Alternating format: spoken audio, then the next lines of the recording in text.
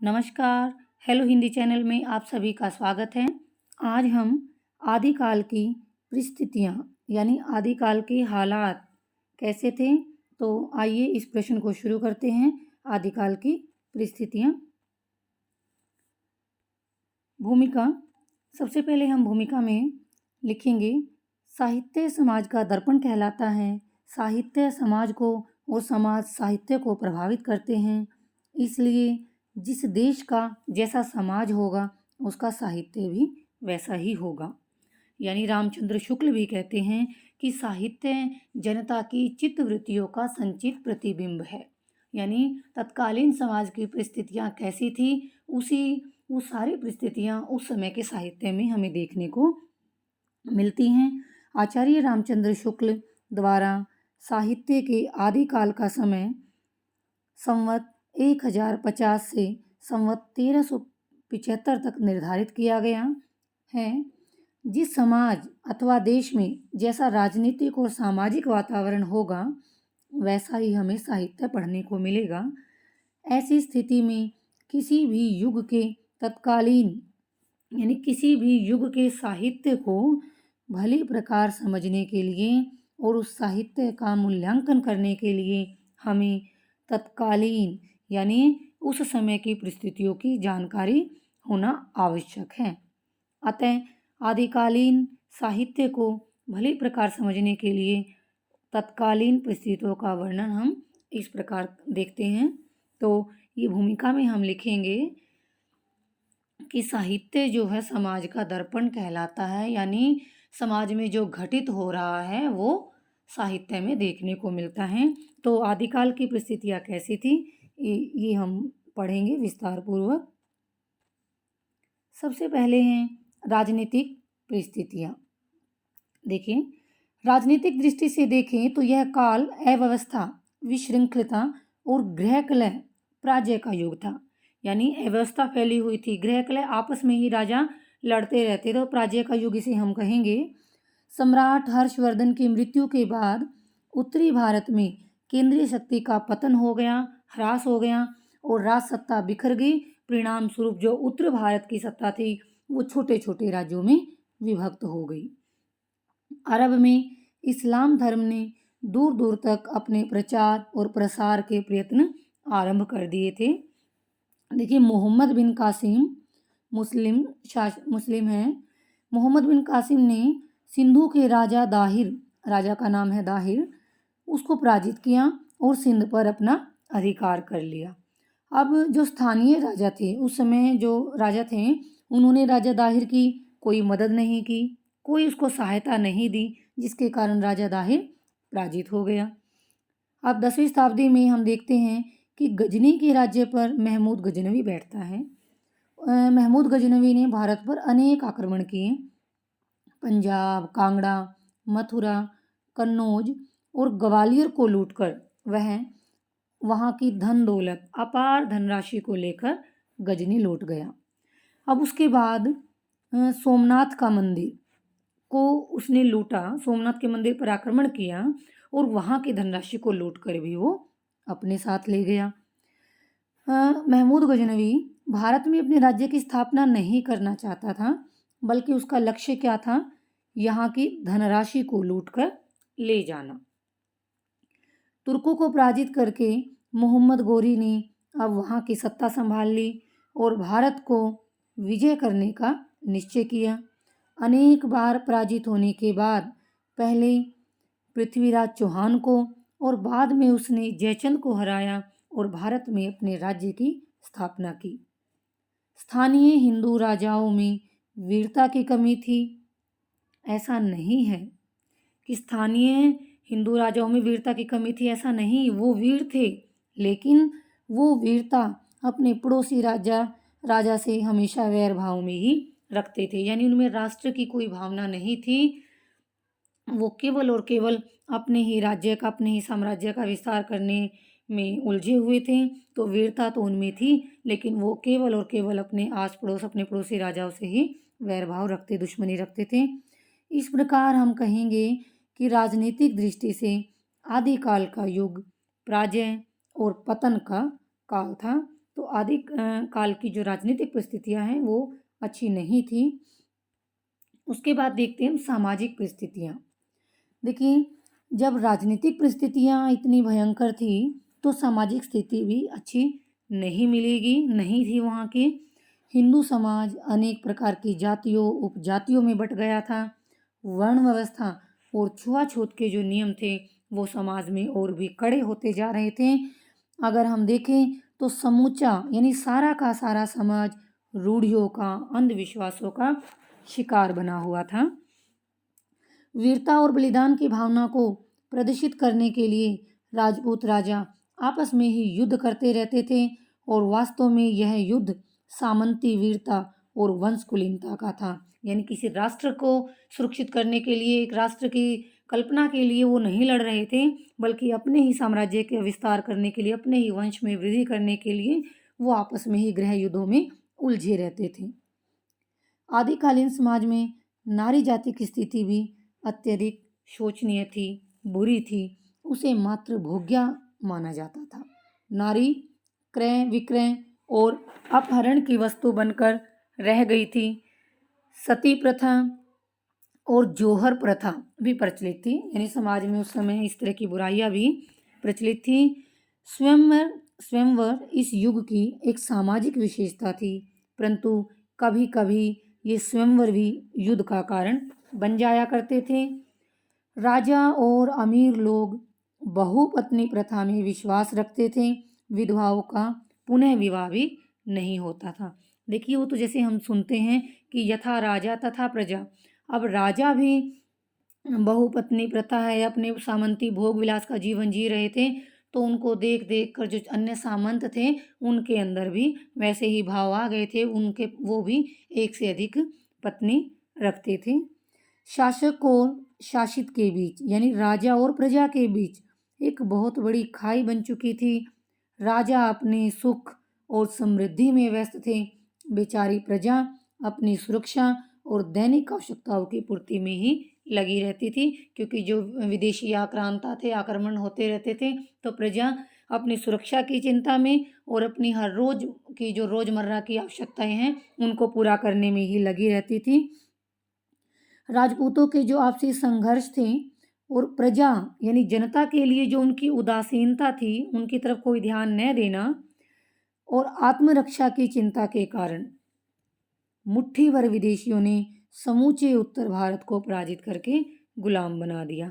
यानी राजपूत राजा वीर थे, लेकिन उनका आपसी संघर्ष ही बना रहता था। जनता की उदासीनता और आत्मरक्षा की चिंता, अब प्रजा को भी कोई रुचि नहीं थी इस प्रकार राज्य में। क्यों? क्योंकि उनकी इच्छाएं भी, जो आवश्यकताएं हैं, दैनिक आवश्यकताएं, वो उनकी पूर्ति नहीं हो रही थी और ऊपर से विदेशी आक्रमणकारियों से सुरक्षा भी उसे स्वयं ही अपनी करनी पड़ रही थी। तो इस प्रकार जो है उत्तर भारत को पराजित करके कुछ मुट्ठी भर विदेशियों ने गुलाम बना लिया। आगे हैं आर्थिक परिस्थितियां। यह आर्थिक दृष्टि से पिछड़ा हुआ काल था, क्योंकि इस युग में भारत पर अनेक आक्रमण हुए। आक्रमणकारियों का उद्देश्य भारत के धन को और उसकी अमूल्य संपत्ति को लूटना था। सोमनाथ के मंदिर को अकेले ही 17 बार उस पर आक्रमण हुआ और उसकी अमूल्य संपत्ति, हीरे जवाहरात आदि देश से बाहर भेज दिए गए, जिससे देश की संपदा को चोट पहुंची। यानी सोने की चिड़िया कहा जाने वाला देश एक गरीब देश बन गया। उत्तरी भारत पर अधिक आक्रमण हुए और वह आर्थिक दृष्टि से काफ़ी पिछड़ गया। राजाओं ने अपनी प्रजा पर अधिक कर लगा दिए। परिणाम स्वरूप यानी कर लगाने के परिणाम स्वरूप कि राजा और प्रजा के बीच मतभेद उत्पन्न हो गया। क्योंकि देखिए कि जब उनके पास अपनी 2 टाइम की रोटी हम कहेंगे, दैनिक आवश्यकताओं की पूर्ति हम कहेंगे, उसके लिए भी जनता बड़ी दुखी थी। राजा उसकी तरफ कोई ध्यान नहीं दे रहा था। ऊपर से विदेशी आक्रांताओं ने जो भारत की धन संपत्ति, अमूल्य हीरे जवाहरात हैं, उनको लूट कर यहाँ से जो ले गए, तो आर्थिक हालात अच्छे नहीं थे। ऊपर से राजाओं ने प्रजा पर अपनी अधिक कर लगा दिया, तो परिणाम स्वरूप राजा जो हैं और प्रजा के बीच में जो है मतभेद उत्पन्न हो गए। क्योंकि अगर उसकी आर्थिक स्थिति प्रजा की नहीं है, वो बेरोजगार हैं, तो वो अपने इतने अधिक कर कैसे चुका पाएगी। और राजा केवल अपने सुखों की प्राप्ति में ही प्रयत्नशील रहते थे, प्रजा के कल्याण की ओर उनका कोई ध्यान नहीं था, जिससे प्रजा को कर चुकाना और भी अधिक मुश्किल हो रहा था। मुसलमान शासक जो हैं वो हिंदुओं पर अधिक कर लगाते थे और अधिक कर वसूलते भी थे, जिससे हिंदू आर्थिक दशा में पिछड़ गए और उनके लिए कर चुकाना मुश्किल हो गया। देखिए थोड़ा सा लिखने में वो हो गया है, चुकाना शब्द एक साथ आएगा। इस प्रकार हम कहेंगे कि आदिकाल आर्थिक दृष्टि से भी कोई उच्चता को प्राप्त किए हुए नहीं था, यानी आदिकाल जो है आर्थिक दृष्टि से भी कोई श्रेष्ठ काल नहीं था। निम्न वर्गीय और मध्य वर्गीय लोगों की दशा बड़ी ही दयनीय थी, लोग बड़े दुखी थे। धार्मिक परिस्थितियाँ। अब हम देखते हैं कि आदिकाल में जैसे राजनीति के क्षेत्र में, समाज के क्षेत्र में और आर्थिक क्षेत्र में इतना अव्यवस्था थी, हम कहेंगे कि धार्मिक क्षेत्र में भी हमें उस समय अराजकता ही देखने को मिली। वैष्णव और शैव धर्मों के साथ साथ बौद्ध और जैन धर्म भी अपनी शाखा प्रशाखाओं के साथ चल रहे थे। अब बौद्ध धर्म सहजयान, वज्रयान, हीनयान, महायान आदि अनेक शाखाओं में बट गया। अब देखिए शंकराचार्य के प्रबल प्रहारों के फलस्वरूप, यानी शंकराचार्य ने बौद्ध धर्म के अंदर पैठ बनाकर बौद्ध धर्म में भी जो हिंदू धर्म के आडंबर थे, जो हिंदू धर्म के बाह्य आडंबर दिखावे थे, जंत्र मंत्र थे, उनका प्रवेश बौद्ध धर्म में भी हो गया। शंकराचार्य के प्रबल प्रहारों के फलस्वरूप बौद्ध धर्म भी जंतर मंत्र तथा तंत्र की सिद्धियों में फंस गया और बौद्ध धर्म में अनेक कुरीतियाँ आ गई और वह मांस, शराब आदि का प्रयोग करने लगे। जैन धर्म भी तंत्र मंत्र की लपेट में आ चुका था। वह अपनी श्वेतांबर और दिगंबर शाखाओं में प्रचलित था, यानी जैन धर्म की भी दो शाखाएं थी, श्वेतांबर और दिगंबर। तो बौद्ध धर्म की भांति हिंदू धर्म के आडंबर जो बौद्ध धर्म में आ गए और उसी भांति वो आडंबर जैन धर्म में भी आ गए। और जैन धर्म यानी जैन धर्म में अपने काव्यों में उन्होंने हिंदू देवी देवताओं को जैन धर्म में दीक्षित होना दिखा रहे थे। तो इस प्रकार हिंदू देवी देवता को जैन धर्म में दीक्षित होना दिखाना भी हम एक प्रकार का आडंबर ही कहेंगे। सिद्ध और नाथ पंथ का भी प्रचार हो चुका था। सिद्ध और नाथ पंथ, देखिए सिद्धों की संख्या 84 मानी गई है और ये अपने नाम के पीछे पा लगाते थे, जैसे सरहपा, लुईपा, कणहपा। और नाथों की संख्या 9 मानी गई है, चरपटनाथ, कुर्मनाथ, मत्स्येंद्रनाथ, जलंधरनाथ, लेकिन गोरखनाथ को इसमें प्रमुख माना गया है। तो सिद्ध और नाथ पंथ का भी इस समय प्रचार हो चुका था। अब गोरखनाथ ने संयम और सदाचार के साथ योग का प्रचार किया और योग के द्वारा कुंडलिनी जगाकर शिव के साथ उन्हें एक रूप होने की बात कही। पुजारी और महंत धर्म के सच्चे स्वरूप को भूल चुके थे और वो केवल धन संग्रह और अधिकार संग्रह की तरफ ही उनका अधिक ध्यान था। आदिकाल की धार्मिक परिस्थितियां अगर हम देखें तो अत्यधिक विषम और प्रतिकूल थी। भारतीय जनमानस भ्रम और असंतोष का शिकार बना हुआ था। इसलिए हम कहेंगे कि यह काल धार्मिक दृष्टि से भी कुछ ठीक प्रतीत नहीं होता। आगे हैं सांस्कृतिक परिस्थितियाँ, यानी संस्कृति से सांस्कृतिक वो परिस्थितियाँ कैसी थी। आदिकाल को हिंदू मुस्लिम संस्कृतियों के परस्पर मिलन का युग। सांस्कृतिक परिस्थितियों में देखिए आदिकाल को हिंदू मुस्लिम संस्कृतियों के आपसी मिलन का युग कहा जा सकता है। सम्राट हर्षवर्धन के समय हम कहेंगे कि हिंदू संस्कृति अपनी चरम पर थी, चरमोत्कर्ष पर थी। इस काल में मूर्ति कला, संगीत कला, चित्रकला, स्थापत्य कला का खूब विकास हुआ। भुवनेश्वर के अंदर, सोमनाथ के अंदर, जगन्नाथपुरी और खजुराहो आदि स्थानों पर जो भव्य मंदिरों का निर्माण किया गया और मुसलमान ईर्ष्या भावना के कारण भारतीय कला का सम्मान न कर सके और इसी कारण इस युग की कला का विनाश हुआ। भारतीय संस्कृति नष्ट भ्रष्ट की जाने लगी। हिंदू संस्कृति धीरे धीरे मुस्लिम संस्कृति से प्रभावित होने लगी। विशेषकर भारत के जो उत्सवों, पर्वों, मेले, त्योहार, वेशभूषा, आचार विचार, मनोरंजन आदि पर मुस्लिम संस्कृति का प्रभाव पड़ने लगा था। इस काल में भारतीय संस्कृति, हम कहेंगे, एक विद्वान के विचार हैं, किसी विद्वान ने कहा है कि इस काल में भारतीय संस्कृति उत्कर्ष प्राप्त और निजी परंपरा के ह्रास तथा इस्लाम के सम्मिश्रण की कहानी है। यानी भारतीय संस्कृति जो उत्कर्ष को प्राप्त थी, उन्नति की ओर बढ़ रही थी, उन्नति को प्राप्त थी, शिखर को छू चुकी थी, उसका निजी परंपरा का पतन और उसमें इस्लाम का जो मिश्रण हुआ, उसकी कहानी कहती हैं। ऐसी कहानी जिसमें कलात्मक चेतना का मुक्त और जीवंत रूप बहुत ही कम देखने को मिलता है।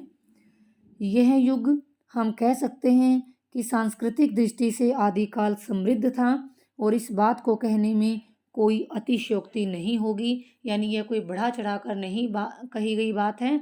वास्तव में आदिकाल की जो संस्कृति थी, जो सांस्कृतिक परिस्थितियाँ थी, वो अपने हिंदू संस्कृति अपने चरमोत्कर्ष पर थी। साहित्यिक परिस्थितियाँ देखिए, अंतिम परिस्थितियाँ हैं ये। आदिकाल में साहित्य निर्माण की 3 धाराएं प्रवाहित हुई। एक तो संस्कृत साहित्य, दूसरा प्राकृत एवं अभ्रंश साहित्य और तीसरा हिंदी साहित्य। संस्कृत साहित्य के अंतर्गत हम आनंदवर्धन, अभिनवगुप्त, कुंतक, भवभूति और विश्वनाथ, जो कवि हम संस्कृत साहित्य में पढ़ते हैं, जो आचार्यों का अध्ययन हम करते हैं, वो आदिकाल की ही देन है। प्राकृत और अभ्रंश के अंतर्गत प्रचुर मात्रा में साहित्य रचना हुई।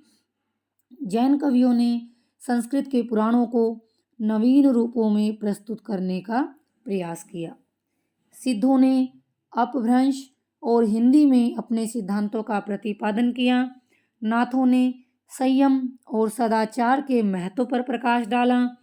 और दूसरी तरफ हम देखते हैं कि विद्यापति ने लौकिक श्रृंगार प्रधान और प्रशस्ति मूलक रचनाएं लिखी। यानी उनकी जो रचनाएं हैं, जो अवध भाषा में लिखी गई हैं, कीर्तिलता और कीर्तिपता का, वो प्रशस्ति मूलक रचनाएं हैं। लेकिन विद्यापति को जो मैथिली भाषा में रचित पदावली है, उसके द्वारा ही लोकप्रियता प्राप्त हुई थी।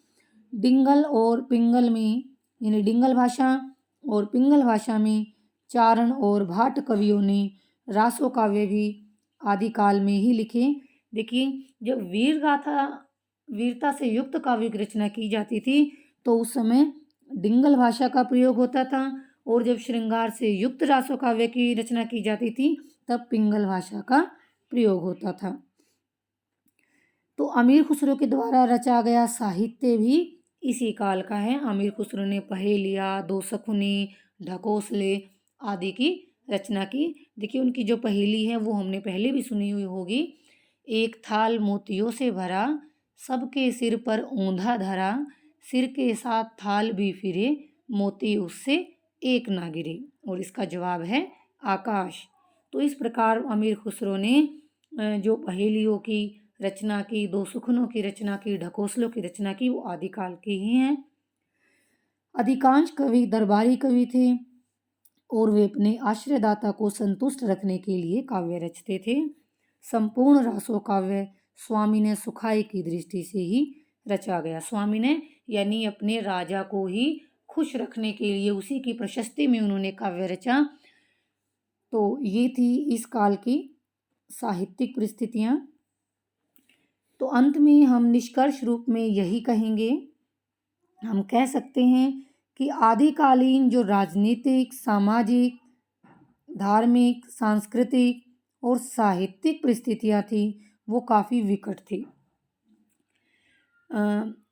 संपूर्ण उत्तर भारत छोटे छोटे राज्य रजवाड़ों में बटा हुआ था और वो आपस में ही युद्ध करते रहते थे, गृह कलह में ही उलझे रहते थे। राष्ट्रीय एकता की चिंता किसी को नहीं थी, क्योंकि उनके लिए जो अपने 20-30 गांवों को मिलाकर जिस पर वो राज्य कर रहे हैं वो ही उनके लिए एक राष्ट्र था। राष्ट्र का जो स्वरूप आज हम देखते हैं उस समय राष्ट्र का स्वरूप वैसा नहीं था। आदिकाल में प्रचुर मात्रा में साहित्य का निर्माण हुआ, लेकिन आज केवल वही रचनाएं बच पाई हैं जो जनसाधारण में लोकप्रिय थी। तो ये था आपका आदिकाल की परिस्थितियाँ। मैं उम्मीद करती हूँ कि यह प्रश्न आपको समझ में आया होगा और इसी के साथ आपका बहुत बहुत धन्यवाद। अगर अन्य प्रश्नों को भी आप जानना चाहते हैं तो मेरे साथ बने रहिए और मेरे चैनल को सब्सक्राइब, वीडियो को लाइक शेयर करना न भूलें। इसी के साथ आप सभी का बहुत बहुत धन्यवाद।